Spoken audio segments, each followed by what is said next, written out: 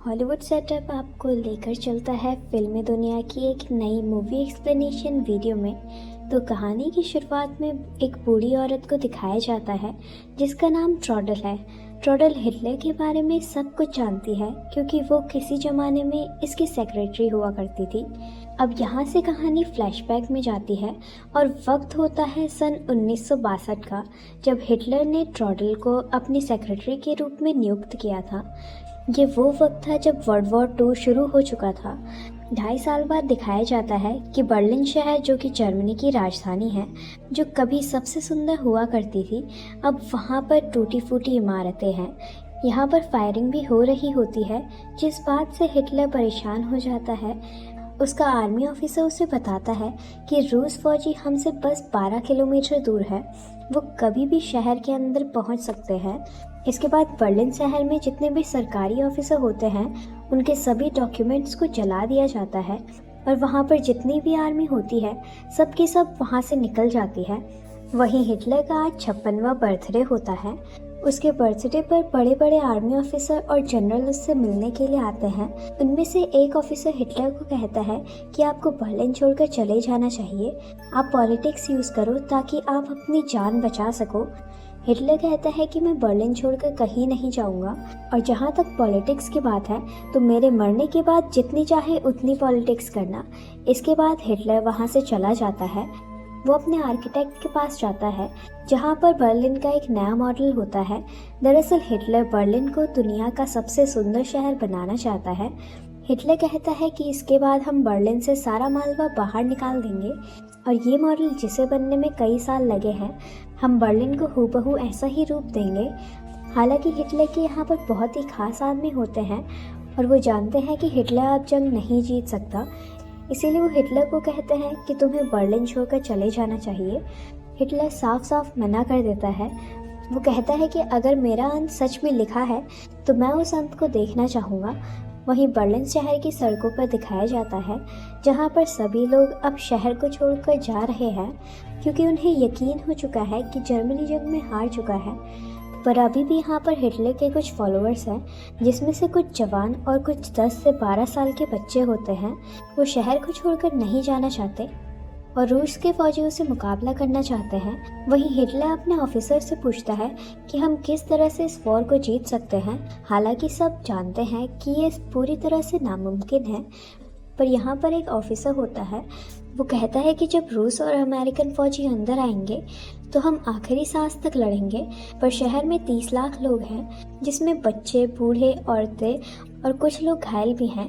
इस बात पर हिटलर कहता है कि जंग में सिर्फ सिपाही होते हैं, इसीलिए हमें उन लोगों की परवाह नहीं करनी चाहिए। दरअसल हिटलर को किसी भी बात की परवाह नहीं है। हिटलर लगातार कोशिश कर रहा होता है। वो अपने एक ऑफिसर को बुलाता है और कहता है कि जर्मनी की हर फैमिलीज को बंद कर दो, यानी कि खाना, पीने को पानी और ट्रांसपोर्टेशन, बिजली, हर तरह से संबंध को पूरी तरह से खत्म कर दो। अमेरिकन सोल्जर सरवाइव ना कर पाए। उसका ऑफिसर कहता है कि ऐसा करने से हमारे अपने लोगों को भी बहुत प्रॉब्लम होगी, उनकी भी जान जाएगी। पर हिटलर कहता है कि वो लोग जो जंग में शामिल नहीं हैं, उन्हें वैसे भी जाने का कोई हक नहीं है। पर सब जानते हैं कि अमेरिकन को रोका नहीं जा सकता। वो बर्लिन शहर के अंदर घुस आए हैं और साथ ही वो हिटलर के सोल्जर्स को भी लगातार मारते हुए आगे बढ़ रहे हैं। हिटलर एक बार फिर से मीटिंग बुलाता है और कहता है कि हमें इनका मुकाबला करना होगा। स्टैनर को मैंने ऑर्डर दिए हैं, वो उन पर फायरिंग करेगा। हिटलर को बताया जाता है कि स्टैनर ने ऐसा करने से मना कर दिया है क्योंकि वो अपने सैनिकों को मौत के घाट नहीं उतारना चाहता। इस बात पर हिटलर को बहुत गुस्सा आता है। वो कहता है कि मैं कभी भी अकेडमी नहीं गया, मैंने किसी भी तरह की कोई भी ट्रेनिंग नहीं की है, इसके बाद भी मैंने यूरोप पर कब्जा किया है। तुम सब के सब डरपोक हो, तुमने मुझे धोखा दिया है। पर अगर तुम्हें लगता है कि मैं बर्लिन शहर छोड़कर चला जाऊंगा तो ऐसा कभी भी नहीं होगा।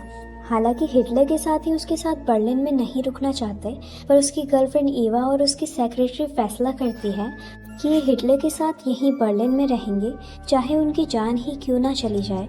वहीं हिटलर के राइट हैंड को दिखाया जाता है जिसका नाम जोसेफ है, और वो भी हिटलर के बंकर में आ चुका है। ये एक तरह का बंकर है, बाहर चारों तरफ बमबारी हो रही है। इसीलिए जोसेफ अपनी पत्नी और 6 बच्चों के साथ इसी बंकर में रहने के लिए आ चुका है। इसके बाद हिटलर को दिखाया जाता है जो अपनी गर्लफ्रेंड और एक लड़की के साथ एक कमरे में बैठा होता है, जहां हिटलर इन तीनों को अपने मन की बात बताता है। वो कहता है कि दुश्मन के हाथों आने से अच्छा मैं अपने आप को मारना पसंद करूंगा। वो ये भी बताता है कि वो अपनी ज़िंदगी का अंत किस तरह से करना चाहता है। उसकी गर्लफ्रेंड ईवा बोलती है कि मैं ऐसी मौत नहीं चाहती, क्योंकि मैं चाहती हूँ कि मैं मरने के बाद भी सुंदर लगूं। उसके बाद वो गोली निकालती है और बताती है कि ये साइनाइल है, इसे खाने के बाद आसानी से ज़िंदगी खत्म हो जाती है। वहाँ बैठी दूसरी लड़की और हिटलर की सेक्रेटरी भी हिटलर से इस गोली की डिमांड करती है। हिटलर उन्हें साइनाइल दे देता है और कहता है कि इस वक्त मैं तुम्हें इससे कीमती तोहफा और कुछ भी नहीं दे सकता। इसके बाद हिटलर अपने ज़रूरी कागज़ों को जला देता है। वहीं हिटलर की गर्लफ्रेंड को दिखाया जाता है जो अपनी बहन को एक लेटर लिख रही होती है, जिसमें वो लिखती है कि हमारी ज़िंदगी कभी भी ख़त्म हो सकती है। मैं तुम्हें एक नेकलेस भेज रही हूँ जो हिटलर ने मुझे गिफ्ट किया था। दरअसल यहाँ पर सबको एहसास हो चुका है कि वो जंग हार चुके हैं और कभी भी उनकी ज़िंदगी खत्म हो सकती है। इसके बाद हिटलर को उसके एक चीफ, जिसका नाम हर्सन है, उसका लेटर मिलता है, जिसमें वो लिखता है कि वो देश की बागडोर अपने खुद के हाथों में ले रहा है, जिससे हिटलर पूरी तरह बौखला जाता है।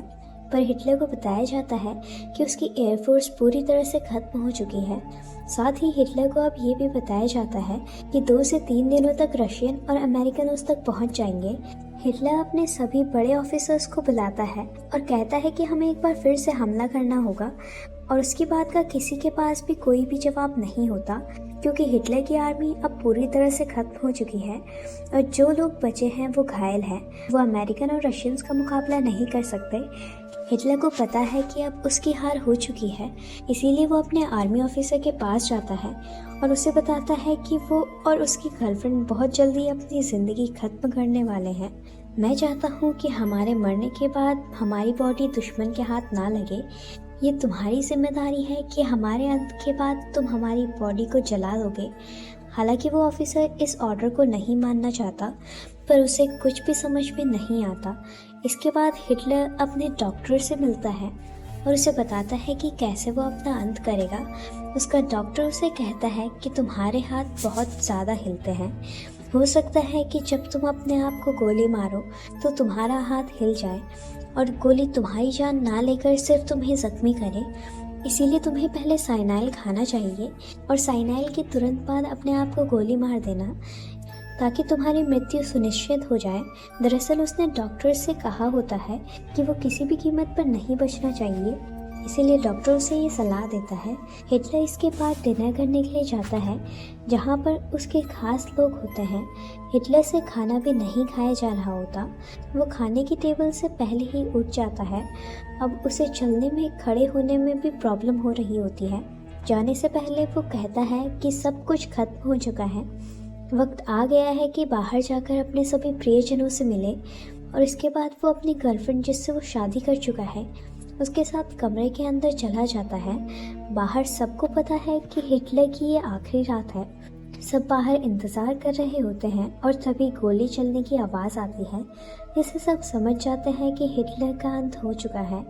इसके बाद हिटलर को और उसकी पत्नी को कंबल में लपेटकर ऊपर लाया जाता है, जहाँ पर ज़मीन में गड्ढे के अंदर इन दोनों को एक साथ डाल दिया जाता है और हिटलर की आखिरी इच्छा के मुताबिक इन दोनों का अंतिम संस्कार किया जाता है। हिटलर के सिपाही उसे आखिरी श्रद्धांजलि देते हैं। इसके बाद सोवियत के पास जर्मनी के कुछ बड़े ऑफिसर जाते हैं। वो उनके सामने सरेंडर करना चाहते हैं, पर इनकी कुछ शर्तें होते हैं। सोवियत वाले उनकी शर्तों को नहीं मानते। इस तरह से वो जंग अभी भी नहीं रुकती। वहीं हिटलर का वो राइट हैंड, जिसका नाम जोसेफ है, वो हिटलर के बंकर में अभी भी है।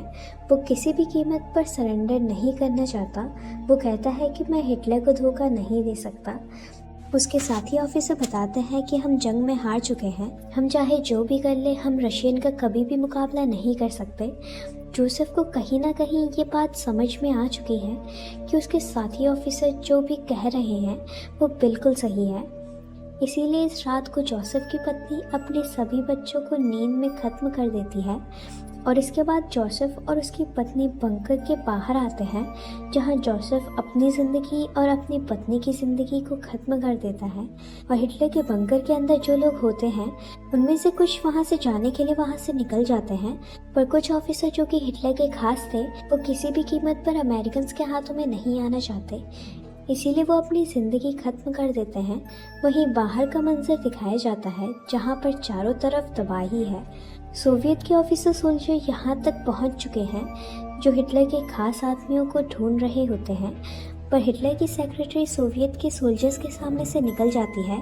वहीं दिखाया जाता है कि वो साइकिल में एक बच्चे के साथ जर्मनी से बाहर निकल चुकी है। अब सन 1945 में जर्मनी ने ऑफिशियली सरेंडर कर दिया है, यानी कि वर्ल्ड वॉर खत्म हो चुकी है। इसके बाद कहानी प्रेजेंट में आती है। ट्रोडेल जो कि अब पूरी तरह से पूरी हो चुकी है, उसके दिल में आज भी वर्ल्ड वॉर 2 का दर्द है। वो कहती है कि इन चीज़ों को वो कभी भी भूल नहीं सकती। इसी के साथ ये कहानी यहीं पर ख़त्म हो जाती है।